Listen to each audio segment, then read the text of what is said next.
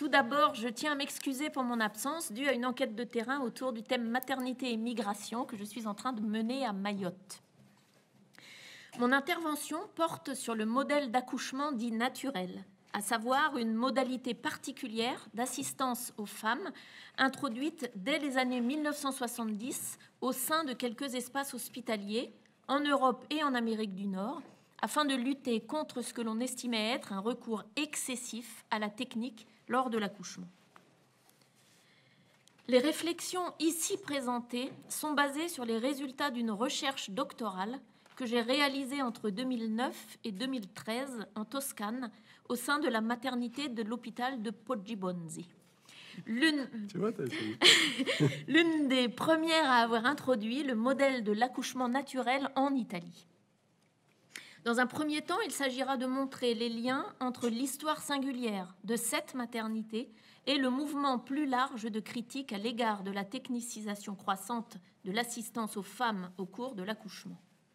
Nous analyserons ensuite le rôle joué par les sages-femmes et certains groupes de femmes italiennes dans l'affirmation d'un modèle d'accouchement où le recours aux techniques du corps prime sur le recours aux techniques médicales. Enfin, nous examinerons comment des femmes provenant d'un autre contexte culturel, ici des femmes sénégalaises immigrées en Italie, se réapproprient ou pas l'accouchement naturel. Donc tout d'abord, un mot sur la genèse de l'accouchement naturel. Le mouvement visant à la promotion de l'accouchement naturel apparaît au milieu des années 1970. Comme l'anthropologue Margaret MacDonald le souligne, cette période de renouveau politique a sans doute favorisé son introduction. Dans ces années-là, l'attention portée au thème du corps, de la sexualité et de la reproduction, abordée dans la réflexion féministe comme de véritables terrains de lutte pour la liberté des femmes, eut un rôle de terrain fertile pour la promotion d'un nouveau discours sur l'accouchement. À ce propos, il est important de rappeler le débat au sein du mouvement féministe, souvent considéré à tort comme un mouvement homogène et uniformément favorable à l'accouchement détechnicisé. Là où le courant égalitariste considérait la technique comme une alliée des femmes dans la lutte contre les éléments jugés les plus écrasants du travail reproductif, tels que la douleur de l'accouchement, le courant différentialiste voyait dans les technologies médicales un instrument de domination vis-à-vis des femmes. Dans le premier cas, l'opposition aux techniques obstétricales était considérée comme une position réactionnaire qui impliquait une nouvelle essentialisation des femmes à leur capacité reproductive. Dans le second cas, elle était considérée comme une forme de résistance contre la subordination des femmes au pouvoir des gynécologues obstétriciens. Cette mise en cause de l'accouchement technicisé rencontra un écho positif dans la critique qui émanait à la même période de sages-femmes et de quelques obstétriciens et obstétriciennes qui considéraient l'expérience de l'accouchement comme un événement physiologique qui, dans la plupart des cas, ne requérait aucune intervention médicale. La portée révolutionnaire d'une telle idée apparaît de façon évidente lorsqu'on pense au fonctionnement des maternités, ici les maternités italiennes, où la vision prédominante de l'accouchement était plutôt celle d'un événement où les capacités du corps féminin disparaissaient derrière le savoir technomédical. En ce sens, si les technologies hospitalières permettaient de voir ce qui était autrefois scellé dans le ventre maternel, les opérations accomplies sur le corps des femmes, incision du périnée, rupture de la poche des os, déclenchement des contractions, injection d'analgésiques, césarienne, assuraient le bon déroulement de l'accouchement. L'une des critiques adressées à ce type d'assistance par les promoteurs de l'accouchement naturel concernait la condition de dépendance dans laquelle elle enfermait les femmes. Le premier pas à accomplir pour l'affirmation d'un autre modèle d'assistance était, à leur avis, la subordination des techniques médicales aux compétences aisément reconnaissables dans le fonctionnement même du corps féminin. Cet objectif était assuré par deux changements majeurs.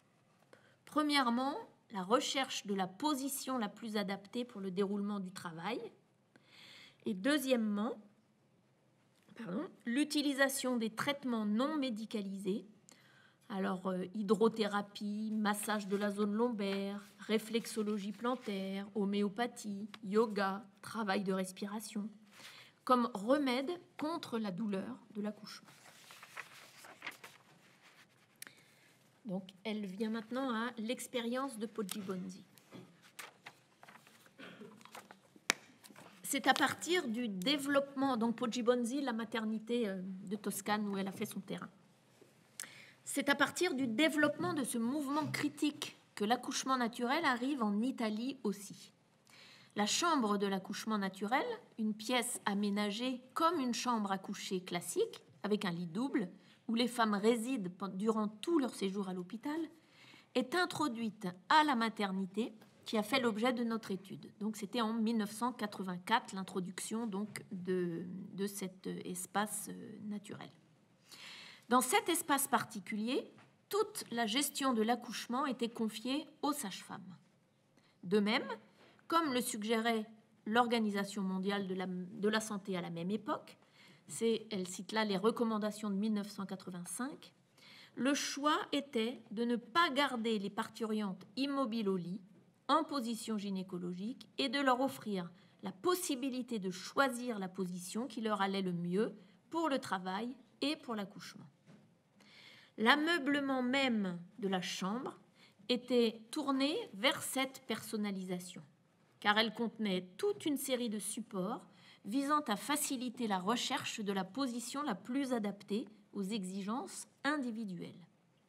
Le tabouret hollandais pour la position assise, les anneaux pour les positions accroupies, les coussins pour les positions à quatre pattes, à genoux ou couchés, et la baignoire pour l'accouchement dans l'eau. Or, l'insistance sur les manques techniques identifiables dans ce modèle d'accouchement par rapport au canon de l'accouchement hospitalier suscite la formation de deux groupes antagonistes au sein de la maternité. Pratique dangereuse selon le personnel médical, occasion pour jouer un rôle essentiel pour les sages-femmes, l'accouchement naturel devient un véritable lieu d'affrontement entre ces deux pôles. En se basant sur les résultats concrets obtenus dans la chambre, l'engagement des sages-femmes fut celui de mettre en valeur les avantages d'un modèle de naissance initialement combattu par les obstétriciens. Ainsi, cette forme d'assistance commença à ne plus être tenue pour moindre par rapport à celle garantie dans les autres salles d'accouchement. Et quelques-unes de ses composantes, telles que la liberté de position pendant la phase de travail, l'accouchement dans l'eau, la technique du pot à pot après tout type d'accouchement, le contact étroit entre la mère et le nouveau-né pendant toute la durée du séjour hospitalier, furent peu à peu étendues aux autres secteurs de la maternité, initialement destinés à l'assistance hospitalière classique. L'autre groupe, qui, avec les sages-femmes, a contribué à l'affirmation de l'accouchement naturel, est représenté par les femmes qui, depuis des années, choisissent d'accoucher dans cette maternité, car elles sont attirées par le modèle d'assistance particulier qui y est promu. Notre recherche a permis de classer ces femmes en deux catégories. La première est caractérisée par une préférence pour l'accouchement naturel, motivée par l'envie d'exprimer ses idées politiques, avec au premier chef le refus de la subordination au contrôle exercé sur leur corps par les techniques médicales. La motivation qui apparaît chez nombre d'entre elles est en effet la volonté de se soustraire au parcours technicisé dans la conviction qu'il ne permet pas aux femmes d'être actrices de leur maternité. La seconde catégorie de femmes choisit une alternative au modèle technicisé par adhésion à une philosophie de vie où le contact étroit avec la nature joue un rôle de première importance.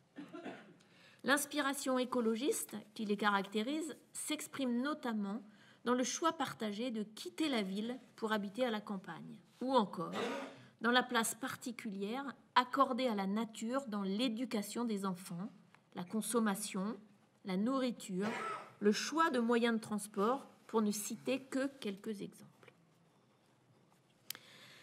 Ces groupes de femmes appartiennent à des couches sociales spécifiques qui disposent d'un niveau d'éducation important en termes de diplôme, baccalauréat, licence ou master, comme de capital culturel.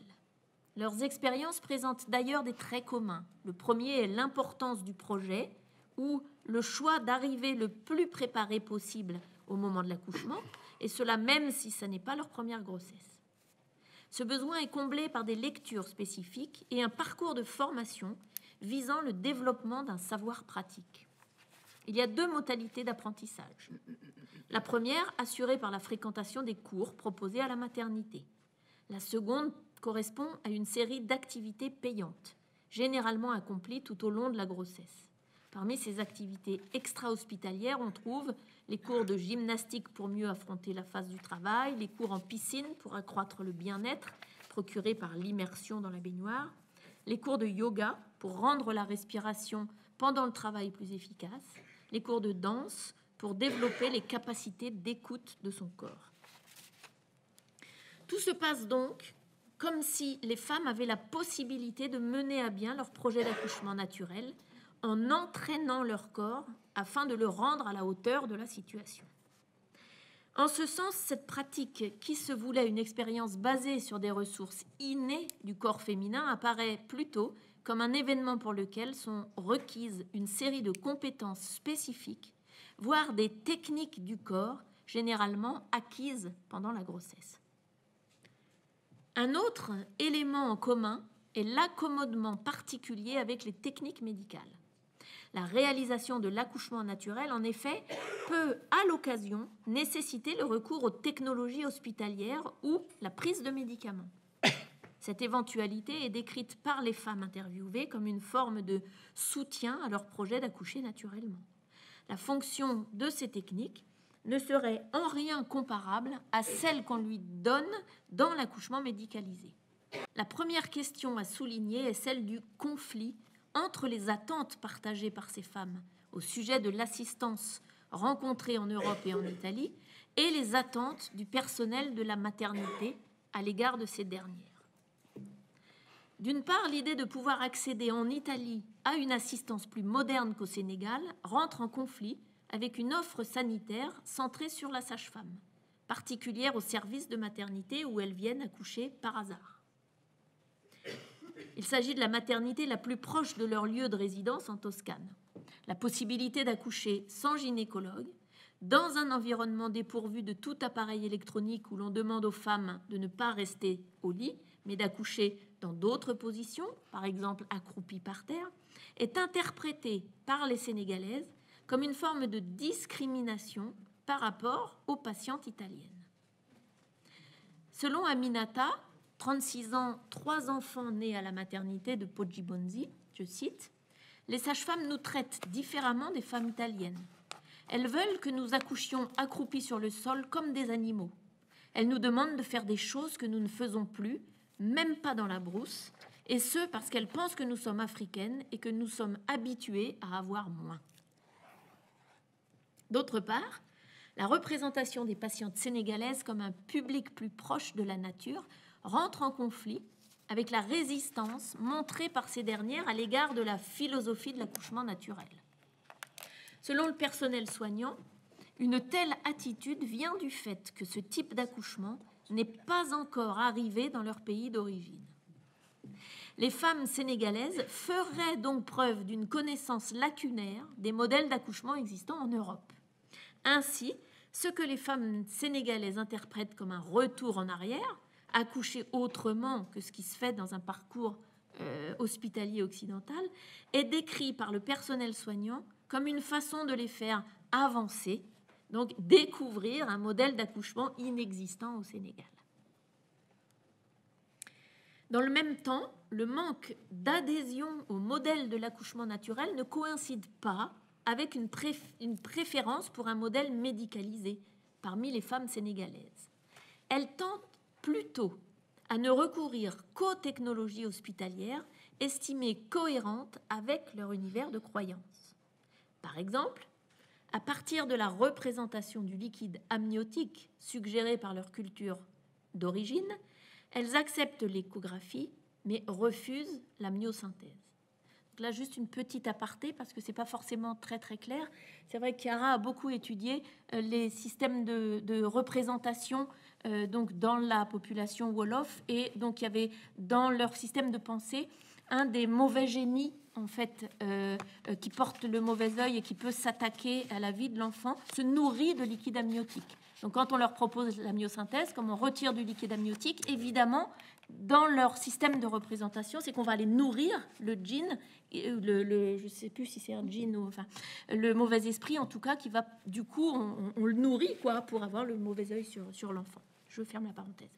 Malgré cela, la tendance principale parmi le personnel soignant réside dans l'interprétation naturaliste de la manière dont les immigrés se positionnent à l'égard des techniques médicales. Leurs comportements sont en effet souvent considérés comme la preuve d'une proximité inconsciente avec la philosophie de l'accouchement naturel. Ainsi en serait-il du choix de se rendre à peu de consultations pendant la grossesse, du refus de la myosynthèse, du refus de la péridurale ou encore de l'investissement important dans l'allaitement au sein. De là vient la tentative du personnel soignant de transformer les femmes sénégalaises en actrices d'un modèle d'accouchement naturel, d'un modèle d'accouchement auquel elles ne s'identifient pas encore. L'organisation de quelques journées d'information dans le but de les éduquer à la philosophie de l'accouchement naturel, avec l'espoir de réussir à dépasser leur résistance, est un exemple. En conclusion, pour conclure, pratique aux contours flous, l'accouchement naturel ne correspond finalement pas à une expérience complètement détechnicisée, ni à une expérience naturelle non plus. Comme nous l'avons montré, il s'agit d'une solution de compromis qui permet aux femmes de mettre à distance les discours et les pratiques du système d'assistance médicalisée sans pour autant renoncer à la sécurité de l'accouchement hospitalier. En même temps, comme les résultats de notre recherche le confirment, pour que l'accouchement soit considéré comme naturel, la dimension biologique de tout accouchement ne suffit pas. La latitude laissée ici au corps et au biologique montre qu'on est dans la sphère du naturel sans pour autant en épuiser le contenu. La naturalité supposée de ce modèle d'accouchement est faite aussi et surtout d'autres choses. En définitive, la spécificité de ce type d'accouchement, qu'il faudrait appeler naturalisé plutôt que naturel, réside dans cet équilibre particulier entre du corps brut et d'autres éléments constitutifs. C'est sur la base de cet équilibre singulier que les sages-femmes en ont fait un atout pour leur profession et que sa demande persiste depuis des années dans la maternité analysée en Italie. Enfin, comme nous l'avons souligné, la conviction de pouvoir reproduire l'accouchement naturel avec des femmes sénégalaises sur la base d'une égalité, entre parenthèses égalité d'espèces, censée aller au-delà des différences culturelles, n'aide pas à réduire la distance entre nous et les autres. C'est pour cette raison, parmi d'autres, que la proximité supposée des femmes sénégalaises avec l'accouchement naturel apparaît comme le produit d'un imaginaire. Ce modèle d'accouchement continue d'être le fruit dans notre société d'un choix de distinction sociale, politiquement connoté et propre à une tranche de la population qui dispose d'un important capital culturel. La conception de la nature dont celle-ci témoigne, à travers ses discours et ses pratiques sur l'accouchement d'aujourd'hui, reste culturellement et socialement très située. Cela apparaît avec évidence dès que celle-ci se trouve de fait confrontée aux attentes des femmes immigrantes. L'histoire de la maternité analysée en Italie nous en offrait le témoignage éloquent. Merci pour votre attention.